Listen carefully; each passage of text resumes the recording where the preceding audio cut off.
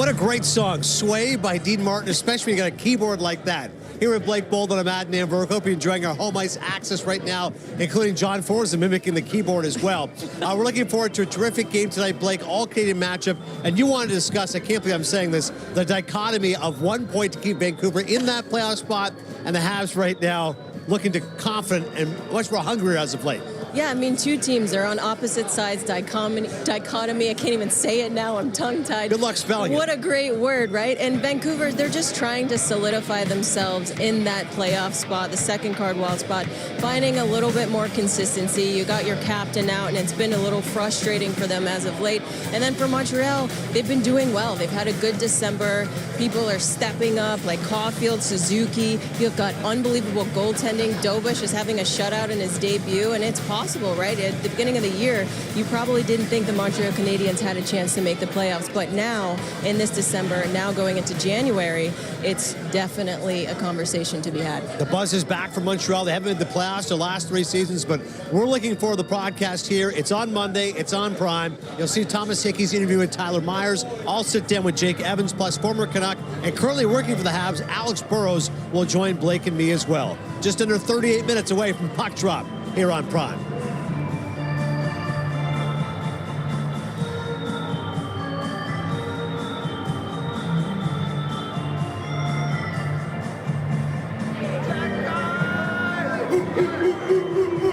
Go, Habs, go.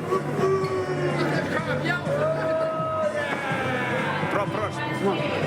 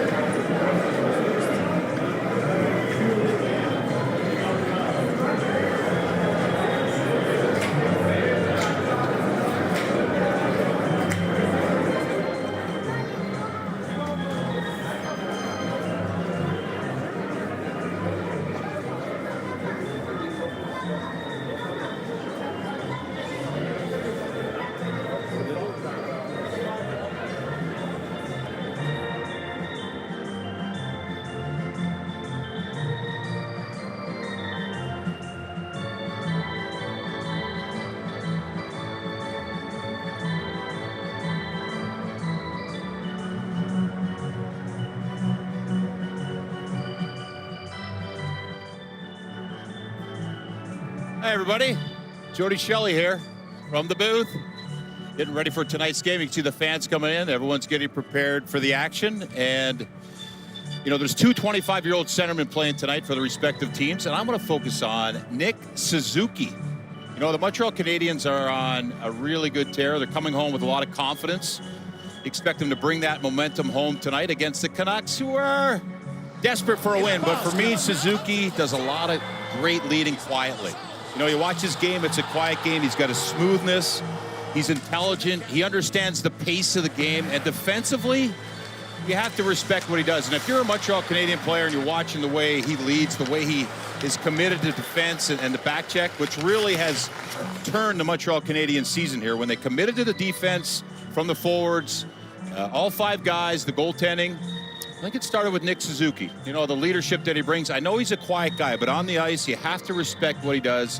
And tonight, he'll have a tall task. They're at home, so the advantage there for the matchup could be favorable for them. But Suzuki is that player that Marty St. Louis and his coaching staff rely on for a lot of situations, and he's been a great example for this team. So good to see them turned around, the Montreal Canadiens. But the Vancouver Canucks tonight are going to try to make those guys defend and try to exploit some of the maybe the trip for the Colorado Avalanche, or coming back from Colorado for the Montreal Canadiens. Maybe they can take advantage of that in the first period. But a confident team in Montreal back here. I bet you they're excited to be in front of their fans.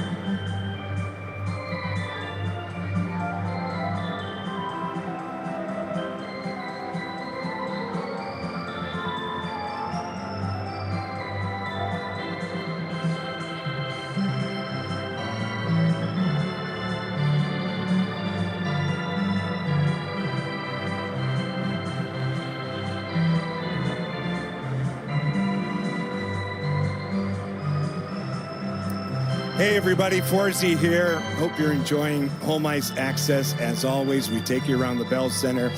Little story time as always, and tonight it's more about observing the game as I do and as you do as a fan. Like when we watch the game, we watch the players we love and we kind of formulate in our minds, you know, what is that player really like? And sometimes we're bang on and sometimes you get surprised. Tonight's subject is the head coach of the Canucks, Rick Tocchet. I remember as a fan watching him break in with the Philadelphia Flyers. If anybody would reincarnate the Broad Street Bullies, this guy did as a player. Tough, hard as nails, could score big goals at the right time. And as I covered him as a player, what I found out about him was he was a deep thinker in terms of the game. We would go in at morning skates, and he was one player you could sit down with. He'd give you the time, always cordial, but he had an awareness about the game. And as he went into coaching, I was like, okay, I can see this happening. Certainly, he can relate to the players. There's no doubt about that. But there's something else about Rick.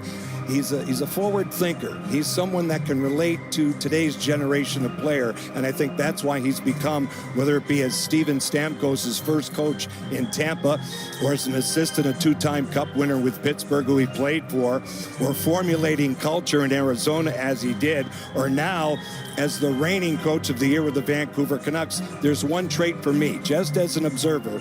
It's authenticity. He's very authentic, and that's why he registers with everybody in and around the game. Good on you, Rick Tocchet. On the other side tonight, Marty St. Louis, and the same thing can be said about him. So you can pick a side tonight, and I hope you do, or be like me. Just sit back and enjoy two legends lead their teams here at the Bell Center. Enjoy the game tonight, everyone.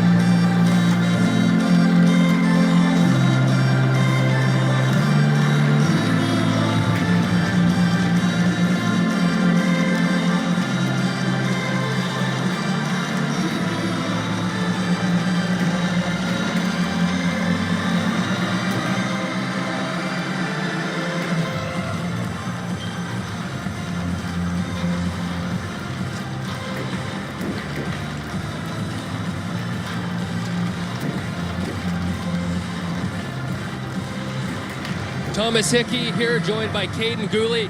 Caden, your team looks like it's hitting its stride. 7-3 over the last 10. What's been the key to the turnaround? I think we're just playing a mature game. I think everyone's playing together. I think you look around the league, we're kind of playing the same way as all the best teams, and just playing simple, playing hard. Not letting the other teams get anything off us, so I think we're just playing our game. Speaking of the best teams, this last road trip, a 6-gamer, you beat the 4 last defending Stanley Cup champions. How meaningful is that for your group?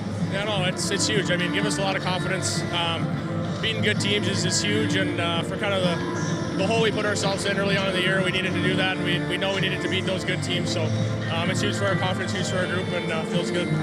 And you, on a personal level, when I watch you, it looks like you thrive when you get the matchups, you play against the top lines and top players. Does that bring out the best in you? Yeah, absolutely. That's why you play. You want to play against those guys. You want to shut them down. You want to make it hard for them every time they play. I think for me, it's just doing that every night. I think doing that consistently is the biggest thing. And it's fun. That's why you play. You want to do that stuff. Thanks, Caden. Have fun. Perfect. Thank you.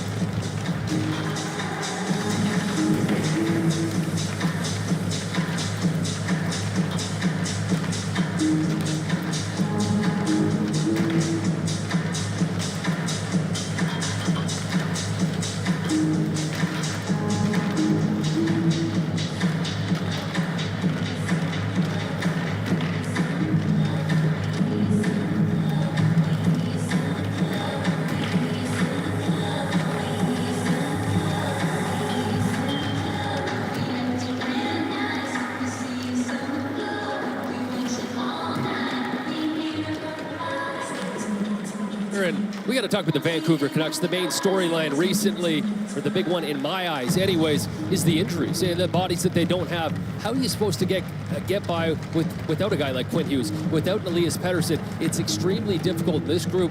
I think you have to change your game. You got to be a different hockey team, and that's what they've had to do to get by, because they're missing this. They're missing the elite skill level of 2 guys that have the ability to change games on their own. Whether it's special teams, 5-on-5, it doesn't really matter. These guys bring energy, they bring juice. They're leaders of this hockey team. It's been so tough without them. Great news is Quinn Hughes out here on the ice. See his ability to deliver pucks from the point? And how about the sharpshooter in Elias Pettersson? Maybe that was a sign his game's back. Doesn't look like he's in tonight. That was on December 23rd, Prime Monday Night Hockey. He had a couple, but this is a great sign. I can't wait to see Quinn Hughes, and I can't wait to see Lane Hudson at the other end of the ice. I think there's going to be someone maybe not looking in the mirror, but saying, that kid looks an awful lot like I did growing up. But no doubt, the leader is back, the captain's back, and the Canucks are much better for it. But good job. Just hang it in there. Now your season starts once again when these guys return to your lineup.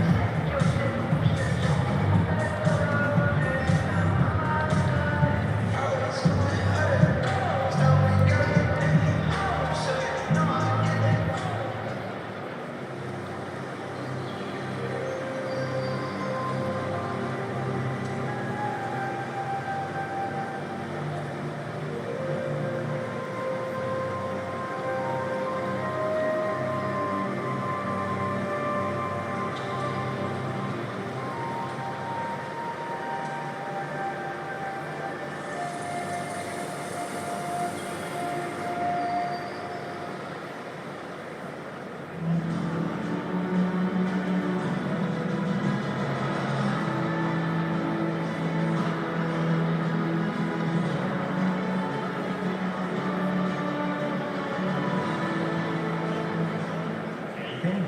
Anything happen?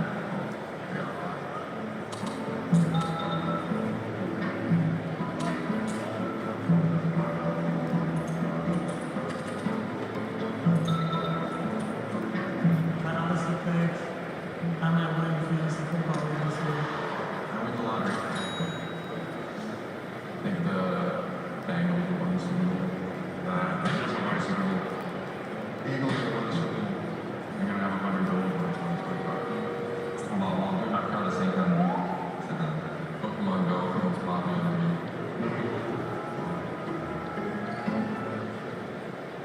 I'm next to Yuki. I'm getting good. And this is The chat.